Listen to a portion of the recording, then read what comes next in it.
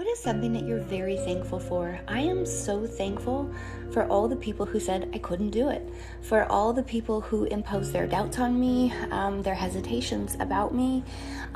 Those are the people that added fuel to my fire to achieve something very big.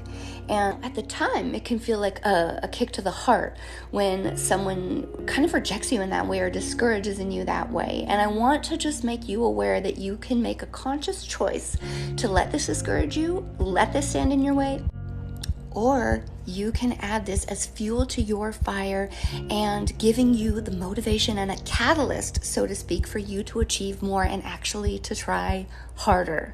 So the more of those sort of thought reversals that you can do, the higher your chances of success.